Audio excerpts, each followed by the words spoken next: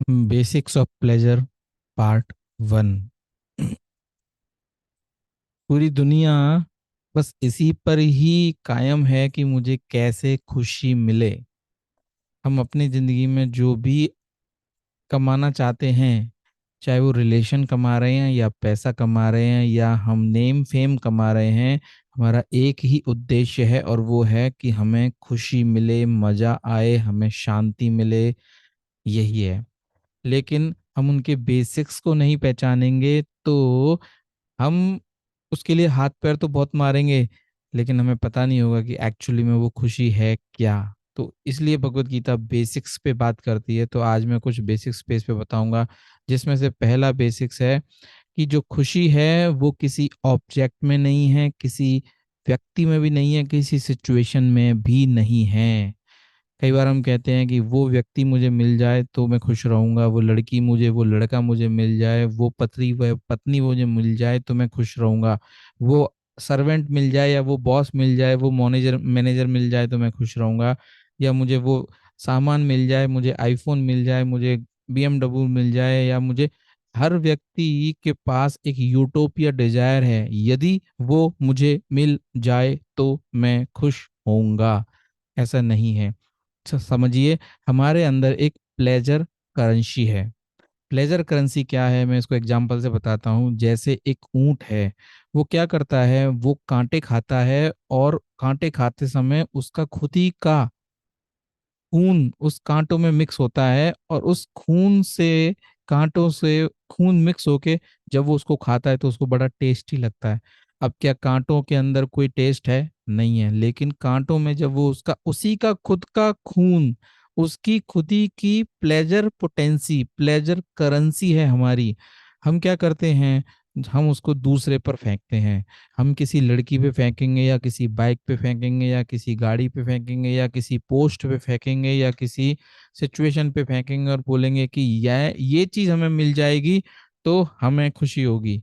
जैसे कांटे में ब्लड मिल गया, ऐसे ही हमने ऑब्जेक्ट, पर्सन और सिचुएशन, इन तीनों में से किसी में अपनी खुद की करेंसी, जैसे ऊंट अपना खुद का खून फेंक रहा है, ऐसे ही हम अपनी खुद की करेंसी फेंकते हैं दूसरे पर, और जब वो हमें वापस मिलती है तो हमें बड़ी खुशी होती है।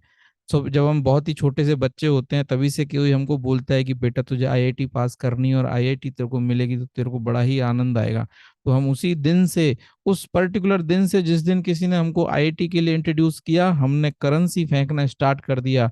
IIT मिलेगी तो मुझे बड़ी खुशी होगी, IIT मिलेगी तो बड़ी खुशी होगी। जैसे एक आदमी के हाथ में रसगुल्ला है, अब रसगुल्ला उसको खाया, एक दिन खिलाया और उसके अगले दिन उसको नहीं दिया, तीसरे दिन नहीं दिया, चौथे दिन नहीं दिया, पांचवें दिन नहीं दिया, तो उसको क्या है, उसको लग रहा है कि इस रसगुल्ले में आनंद है। एक्चुअली में नहीं, रसगुल्ले में आनंद नहीं है। रसगुल्ले में आनंद नहीं है, आपकी खुद की करेंसी है जो आपने पहले दिन उस पर फेंक दी। अब आपको दोबारा जब वो मिलेगा तो आपको खुशी होगी। तो प्लेजर, खुशी आपकी खुद के अंदर है। कई बार आपने देखा भी होगा और सुना भी होगा कि देखो, अपने आत्म को जानो, अपने अंदर की खुशी को पहचानो, बाहर खुशी नहीं है, लोगों में खुशी नहीं है। और बड़ा सिंपल सा भी है, देखो यदि किसी लड़की में खुशी होती, यदि लड़की में ही मजा होता, तो उस लड़की को यदि कोई भी टच करता, कोई भी बात करता, कोई भी मिलता, उसको घर पे रखता, तो उसको सबको मजा आता। ये लड़की के साथ में, लड़के के साथ में। यदि सपोज बाइक के अंदर खुशी होती तो उस बाइक को लेने पर हर व्यक्ति को खुशी होती, हर व्यक्ति को मजा आता? ऐसा नहीं है। यदि कार, एक पर्टिकुलर कार के अंदर खुशी होती तो हर व्यक्ति को उसमें बैठ के मजा आता और खुशी होती। बट ऐसा नहीं है। बहुत सारे लोग हैं जिनके पास खूब बड़ी बड़ी कारें हैं, लेकिन फिर भी वो उसमें रोते हैं, फिर भी उसको परेशानी होती है। बहुत बड़े बड़े लोगों के पास बंगले हैं, लेकिन फिर भी उनको परेशानी है। इसका मतलब ना गाड़ी में, ना बंगले में, ना पैसे में, ना किसी भी चीज में खुशी नहीं है। खुशी कहाँ है? हमारे अंदर ही है। हम उसको दूसरों पर फेंक रहे हैं और बदले में हम कह रहे हैं कि वाह, हमें खुशी मिल गई। तो ये बहुत गलत है। इसीलिए हमें सोचना है, हमारे अंदर ये जो खुशी की जो चीज दी है, प्लेजर करेंसी जो दी है, अब भगवान ने इसको क्यों दिया? इसको उसने इन्होंने इसलिए दिया ताकि हम उस करेंसी को कहाँ फेंकें? केवल और केवल भगवान में फेंकें। भगवान, जिस दिन मुझे आप मिलोगे मुझे बहुत खुशी होगी, उसको बोलते हैं प्लेजर करेंसी। भाई आपके पास 100 रुपए का नोट है, अब आपको आपको होना चाहिए कि मैं उसको कहाँ पे यूज करूं। 100 रुपए से मैं लाख रुपए कमाऊं या 100 रुपए को मैं घटा के खत्म कर दूं। तो हम अभी क्या कर रहे हैं, हम उसको घटा के खत्म कर रहे हैं। लेकिन हमें उसको कहाँ लगाना चाहिए, हमें उसको भगवान की तरफ लगाना चाहिए। वो करेंसी हमको दी गई है, हमको उससे डबल ट्रिपल और भी 100 गुना लाख गुना करना है। वो कब होगा, जब हम उसको वाकई में जिस पर्पज के लिए दिया गया है उसके लिए हम उसको यूज करें। इसको बोलते हैं कि हमारी खुशी भगवान की खुशी में छिपी हुई है। अच्छा, दूसरा प्लेजर, इसका बेसिक क्या है। देखो, जो मटेरियल पेन और प्लेजर है, मटेरियल सुख और दुख आपका फिक्स्ड है। दो घड़े हैं, आपने ये अपने पिछले जन्मों के कर्मों के अनुसार कमाए हुए हैं। उसमें दुख का भी घड़ा है और सुख का भी घड़ा है। ये दोनों बराबर या कम या ज्यादा या किसी की कुछ, ये दो घड़ों में कुछ ना कुछ क्वांटिटी है। तो इनको आप कम ज्यादा नहीं कर सकते। ये उस पूरे लाइफ ड्यूरेशन में आपका आना ही है।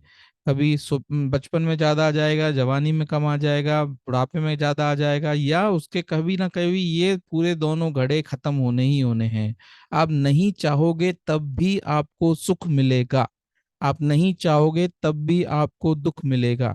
यहाँ पे मैंने एक फोटो दिखाया जिसमें प्रहलाद महाराज अपने सारे जो विद्यार्थी थे, उसके स्टूडेंट थे, उसके मित्र थे, उनसे जाके बोलते हैं कि देखो, जैसे सुख आता है बिना यत्न के, ऐसे ही दुख आता है बिना यत्न के। एक श्लोक है भगवत गीता भागवतम के अंदर, 7th canto 6th chapter 3rd verse, जो बोलता है सुखम मेन्द्रिकम दैत्य देह योगेन देहिना सर्वत्र लभ्यते दैवात यथा दुखम अयत्नतः अयत्न। कोई प्रयास नहीं करना, ना आपको दुख के लिए और ना आपको सुख के लिए। देखिए, कभी भी आप किसी डीटीज के सामने, भगवान के सामने, मूर्ति के सामने या मंदिर में जाके, आप कोई भी ऐसा कोई व्यक्ति है जो बोले भगवान मुझे दुख दे दो, हमने किसी ने नहीं मांगा लेकिन फिर भी दुख आ रहा है, हो रहा है। किसी ने कहा कि भगवान मेरा आज तो हाथ तोड़वा दो, मेरे पैर तोड़वा दो, मेरे की किडनी फेल करा दो, मेरा ये करा दो, वो करा दो, मैं आपको 11 रुपए का प्रसाद चढ़ाऊंगी और 1000 रुपए का प्रसाद चढ़ाएंगे और सभा बनी करेंगे। भगवान मुझे बस ये दुख दे दो, 1 महीने के लिए मैं बिस्तर पे पड़ जाऊं और ये दुख मुझे दे दो, ऐसा कभी किसी ने नहीं मांगा। लेकिन फिर भी वो दुख हमारे जीवन में आ रहे हैं। ऐसे ही, सेम ऐसे ही हमारे जीवन में सुख भी आते हैं। तो सुख और दुख हमें आते ही आते हैं, उसमें हमारा कोई प्रयास नहीं है। अयत्नतः भगवान ने जैसे ही शरीर दिया वैसे ही हमें सुख और दुख दिए हैं। हम ना अपना और ना हमारे नियर और डियर वन, जो हमारे बहुत करीबी लोग हैं, उनका भी सुख और दुख हम ज्यादा कम नहीं कर सकते।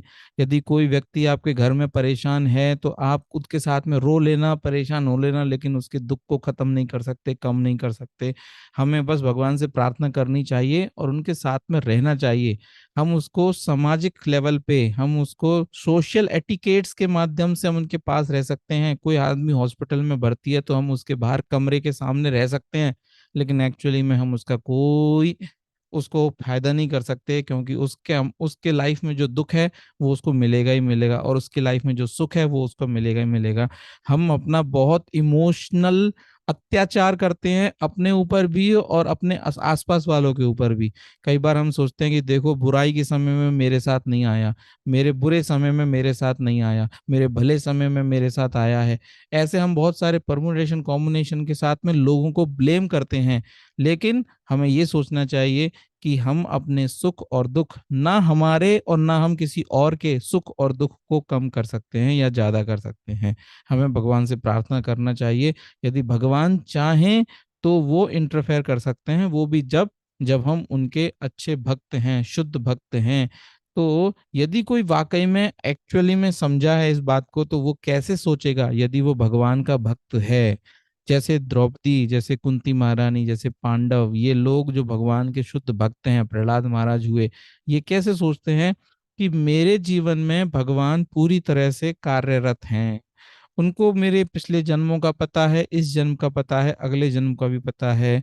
वो ना केवल मेरे शरीर, मेरे मन, मेरी बुद्धि, मेरे अहंकार और मेरी आत्मा को भी देख पा रहे हैं। तो उनको पता है कि मैंने पिछले जन्मों में क्या किया, अभी मेरे लिए क्या सही है, आगे मेरे लिए क्या सही होगा। मैं छोटे दिमाग वाला व्यक्ति, मुझे नहीं पता कि मुझे क्या सही और क्या गलत है। इवन हमें तो 4 दिन पहले मैंने क्या खाया था वही हमें याद नहीं रहता। तो हम कैसे याद रखेंगे कि हमारा अगला जन्म कैसा होना चाहिए, क्या हमारे लिए सही और क्या गलत है। तो वो व्यक्ति जो भगवान का डिवोटी है, वो इतना ज्यादा भगवान पे सरेंडर होता है और इतना खुश रहता है कि वो कहता है जो भगवान मेरी लाइफ में अभी कर रहे हैं वो बेस्ट है, उससे ज्यादा अच्छा कुछ नहीं हो सकता।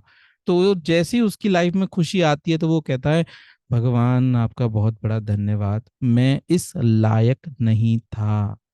भगवान आपका बहुत बड़ा धन्यवाद, मैं इस लायक नहीं था लेकिन फिर भी आपने मुझे ये दिया। आप बहुत ही दयालु हैं। दूसरा, यदि आपकी लाइफ में और आपके आसपास वालों की लाइफ में यदि कोई दुख आए तो कभी ऐसा नहीं सोचना कि ये देखो हम भगवान के भक्त होते हुए भी हमारे जीवन में इतना दुख दे दिया। क्या सोचना चाहिए, भगवान मैं तो इतना निकृष्ट हूँ, मैंने पिछले जन्मों में मैंने पता नहीं क्या क्या उद्दंड किए हैं, क्या क्या निकृष्ट व्यक्त काम किए हैं, और तुम इतने दयालु हो के मेरे को बहुत ही थोड़ा सा एक अमाउंट दे रहे हो, इसका एक टोकन अमाउंट दे रहे हो। जहां मुझे 100% आना था वहां आप केवल 1%, 2% में ही करके इसको खत्म कर रहे हो। आप बहुत दयालु हैं। तो व्यक्ति चाहे वो खुशी में है, चाहे उसको खुश मिली जाए, चाहे उसको दुख मिल जाए, वो क्या करता है, एक ही लाइफ, एक ही उसका स्टेटमेंट होता है, वो होता है थैंक यू कृष्णा।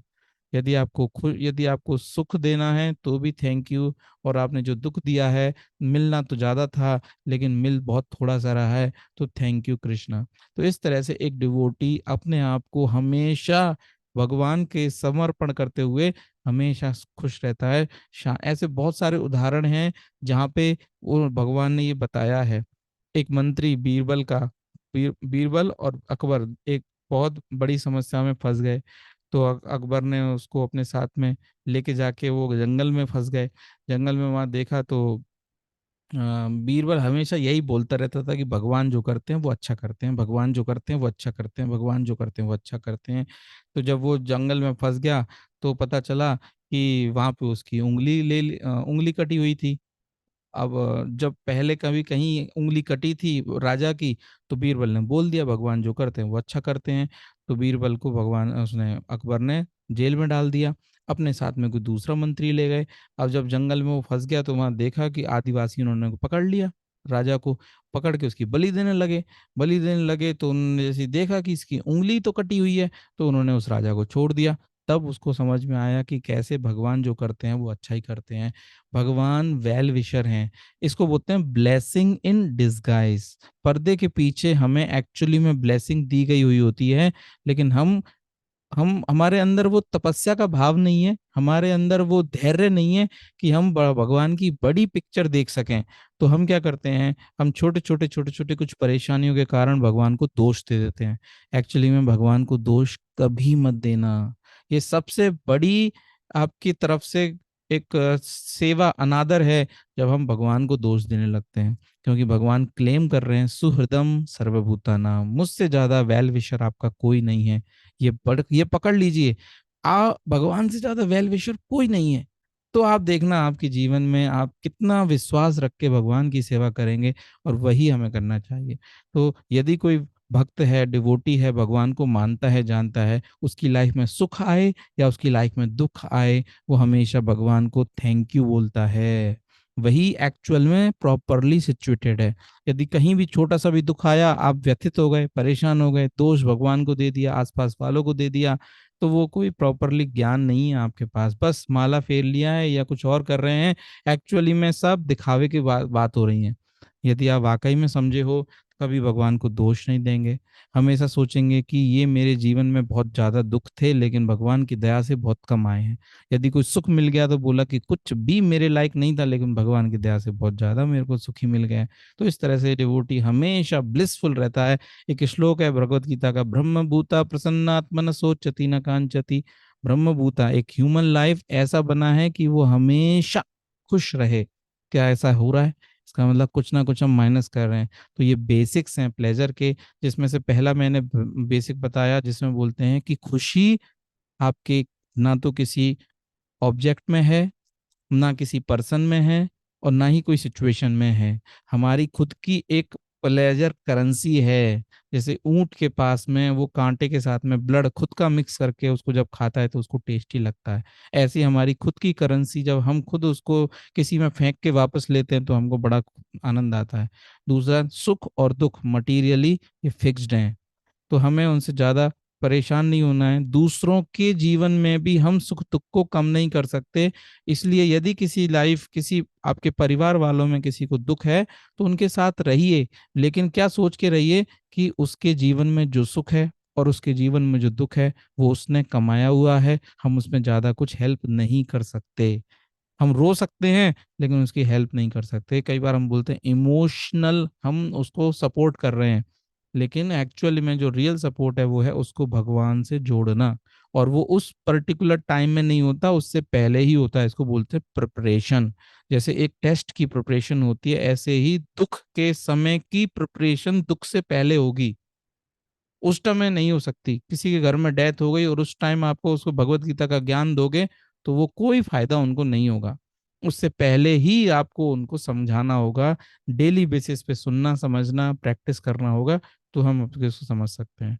और तीसरा, कि यदि कोई व्यक्ति डिवोटी है तो वो हमेशा सुख और दुख को भगवान से कनेक्ट करेगा। कैसे करेगा? सुख मिला तो सोचेगा कि ये तो मेरे लायक था ही नहीं, भगवान की दया से मिल गया। और दुख मिलेगा तो वो बोलेगा ये तो मैं इससे ज्यादा मेरे लाइफ में था, मेरे जीवन में इतना दुख आना था, भगवान की दया से थोड़ा सा दुख आया।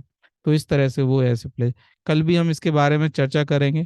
प्लेजर ऑफ दुख और सुख का जो सेकंड पार्ट है वो कल हम चर्चा करेंगे। आज के लिए इतना ही करते हैं। हरे कृष्णा एवरीवन। हरे कृष्णा प्रभु जी, हरे कृष्णा माता जी। हरे कृष्णा कृष्ण कृष्ण हरे हरे, हरे राम राम राम।